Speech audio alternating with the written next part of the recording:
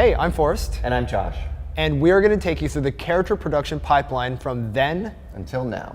So speaking of now, we have a big character material library of steels and leathers and fabrics and all that kind of stuff. Yeah. And it's really easy to swap stuff between characters. Exactly. What was it like before in the old system? So the old system was a manual process. It was very labor intensive. You had to go into Photoshop, you had to go through each of your layers, manually mask out where each material goes, but you have to do that for every single character. So if you have 100 characters that are using a specific leather, for example, you have to update 100 character Photoshop files. Imagine updating 100 character Photoshop files as opposed to now, where you only have to update one. So that's a lot of work to do 100, obviously 100 Photoshop files for 100 characters. So now, since we're able to swap all these different pieces, though, it sounds like we are using one leather example for everybody. We spend a lot more time on that one leather because it's going to be seen everywhere. I mean, imagine dedicating resources to do a leather for 100 different characters. Imagine trying to keep it consistent across the board. It's going to be very difficult. And from an art director's standpoint, it's kind of a nightmare to deal with, right? Because you're all about consistency, right? Yeah, and maybe in different lighting scenarios, they were totally different. Where in the old system, a dark environment would look bad with something, but it would look great, or vice versa. But now with this method, it's much more consistent. Yeah, it is consistent. The old method didn't really work with all lighting conditions either. So a lot of times, if you had an extreme lighting condition, you would not only have to go to your Photoshop file to make sure that everything was correct, you would have to do a variant of that texture to ensure that it worked in that different lighting condition. And now you're getting exponentially more. With the method that we're currently using, it's flexible against all lighting conditions across all characters. Which is great. And one of the things that I really like about the new method is that when we zoom in, the fidelity of the textures is way higher than the older one. You can zoom in to the fabric detail, to the stitch detail, and it's way higher. Exactly. It allows us to do micro detail now. So the previous method, we were restricted to our resolution. You had a 240 by 248 pixel resolution, but your character is 100,000 polys. There's not much space to put that information. Yeah, and if you zoomed in on something, it would get pixely starts getting and crunchy. Blurry and all that stuff. So we keep the old traditional method, which allows you to still have that unwrap, and that's where we bake all our normal information and all that stuff, which handles the way that the light reacts and shadows on the character without needing to have the geometry there. The details from that are all picked up in the micro detail. The micro detail, yeah. So we have these little normal maps that when you get up close, you can see them. So like all the threads and all the threads. Stuff. So we got a great macro system and a micro system. So no matter what your distance from the character is, you're never getting that breakdown of resolution. Right, which is great because now we can get up and get those really nice zoom close shots, and we can get those far shots, and they're going to look equally good in every possible lighting. Because you don't want to break the immersion. You want it to look real. If I get like this. Right. Does that make you uncomfortable? No, we're good. Does that make you uncomfortable? So now that we have a really good then and now, right, of our character pipeline, what is PBR? PBR stands for physical-based rendering. Physical-based rendering is the realistic approach to rendering game surfaces based on real-world measurements. A non-PBR model means that you have no real-world reference on how the materials will actually react in the real world. A physical-based rendering system, on the other hand, has a very accurate shading model to ensure that when the specular and the light hits a surface, it will react accordingly to how that surface would actually react in the real world. The Nomad character, for example, had both metal and fabric. In regards to PBR, that's two different ends of the spectrum. One is reflective and one is matte, which means that we had to ensure that all of our specular settings were correct, so when the daylight hits the model, every surface reacts accordingly. So the character pipeline is all the different types of phases that we're going to go through to create a character. It typically starts in concept phase, then it moves to a high poly phase, followed by a low poly phase, and then texturing and materials. 2D concepting is the very first step of character development, where a concept artist will provide ideation sketches provided by the design briefs. 2D concepting is very important in our pipeline because it's fast, it produces quantity of ideas, it's loose, we can explore a lot of different kinds of forms compared to working strictly in 3D. The reason we chose 3D concepting for the helmet with the Nomad is because it's very quick. Because it's already in 3D, it's really easy to transition to the high poly phase. And for the Nomad, it was a very tight time frame.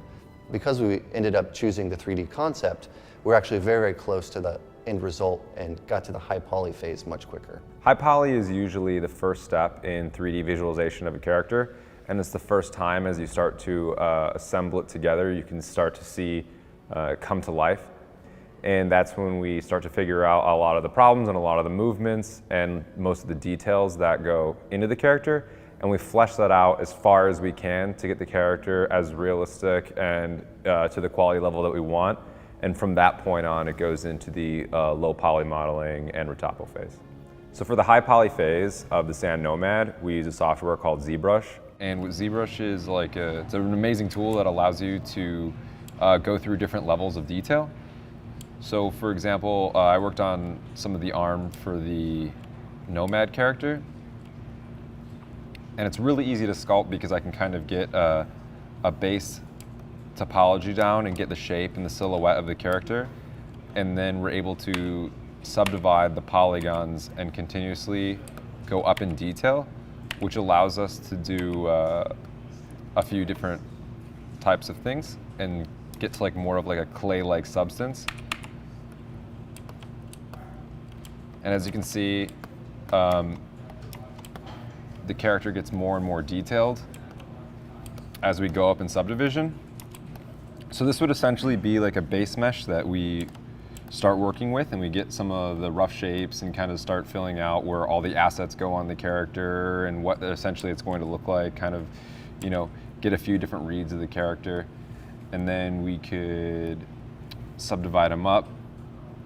And once he's subdivided and we've done all the passes, all the sculpting passes on the character, we start to see our first real iteration of what the character could look like.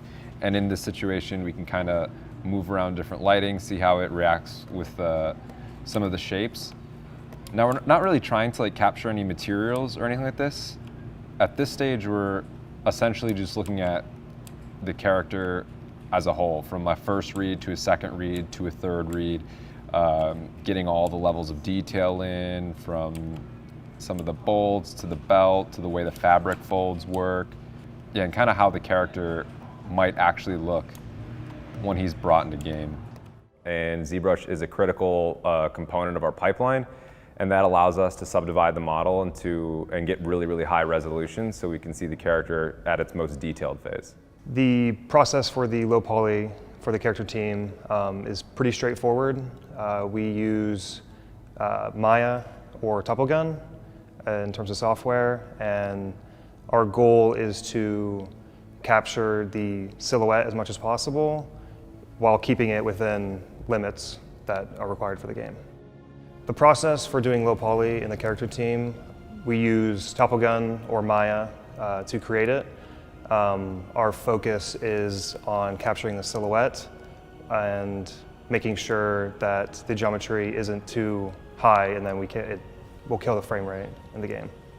A low poly mesh is a simple mesh that is built up of quads and triangles to give us an approximation of what our high poly sculpt is. So it'll end up being little squares that build up the entire character. Our character pipeline uses a specular physical-based lighting model. So what that means is when the light hits a surface, we define on the surface through the specular channel exactly what type of surface that is. So here we are in a test map where we're doing some look dev on some materials for the Nomad. To show you some physical-based rendering stuff. Right here we have a gold polished material. Right here we have a very basic generic metal. And then right here we have a just very rough micro surface pattern, so it doesn't have much reflection. So if I come over here to my gold, I'm going to go ahead and go to my glossiness, which is essentially a roughness value. And when I drag it down, you can see that we start losing the perfect reflection until it becomes all the way matte. That is because we're essentially making the surface to simulate more roughness. The more roughness you have, the more the specular is going to distribute across the surface, which is essentially a simulation for heat distribution. So over on our character, we have this really slick way of actually swapping out all the materials and doing all this really awesome kind of thing. So let me go ahead and get up in here. That sounds weird. So let me go ahead and select the best armor right here, and we're going to try to play with these materials a little bit and kind of show you the system that we're working with. So over here we have our diffuse tint, diffuse wear, some gloss overrides. We have our blend maps right in here. That way we can mask out the different areas that we want the materials to come through. Then we have our wear, dirt, and ambient occlusion, and then our unique normal maps. So under here you have our colors, so we're able to tint the different objects. So let me go ahead and just kind of make this armor piece white. And what's cool about this system too is I could come over here to my armor piece and I could just quickly swap out exactly what material is being referenced. And to make something like this gunmetal, I start over in Substance and create a series of unique materials. And then I start compositing them to basically create a type of composite metal. So multiple different metals, start combining them, then you get this really cool looking kind of composite, which is a little more interesting than a pure precious metal because it has some kind of diffuse color and detail in there. And we export our maps and we just bring them into the engine. All right, so let's come over here and let's go ahead and let's say we wanted metal pants. Why wouldn't you want metal pants? And I think I'm gonna go with a bronze. Look at that, isn't that fabulous? In fact, that is just so wonderful that I wanna make his undershirt the same. Let's go ahead and make that undersuit bronze. Oh, look at that. Up here, we have a cloth attachment that actually kind of moves around when you rotate the character.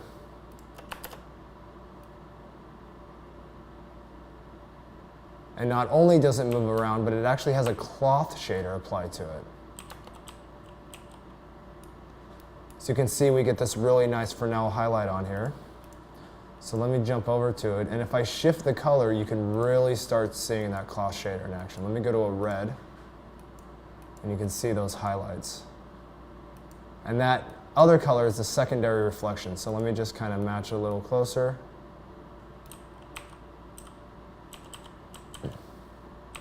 Really nice red. So I'm gonna go ahead and take that red and we have a couple settings here. We have a little diffuse fall off so I could strengthen it or lighten it. So we have these super cool colors going on. We got this like bronze undersuit with this super cool black and white armor piece. So we're just really quickly swapping out everything on these characters. Do some color adjustment, make it look like it matches the uniform a little more. Make it kind of dark.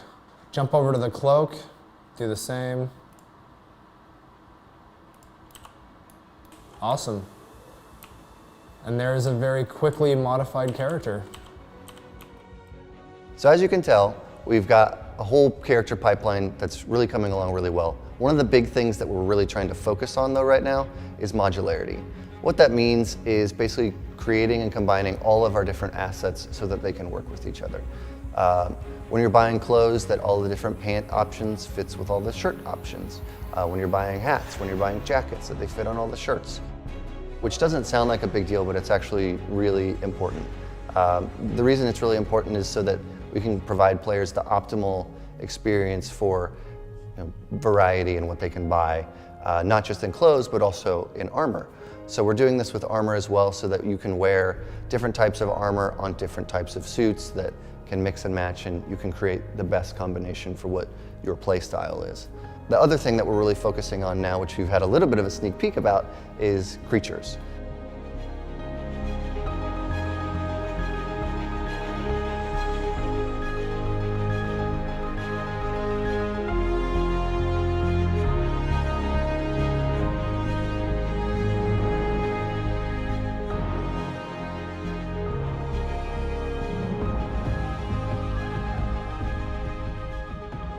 So in the future, we're going to be doing all these awesome characters, creatures, worms, as you've seen, insects, alien life forms that are going to fill out these awesome worlds. And with a strong character pipeline in place, any of this is possible.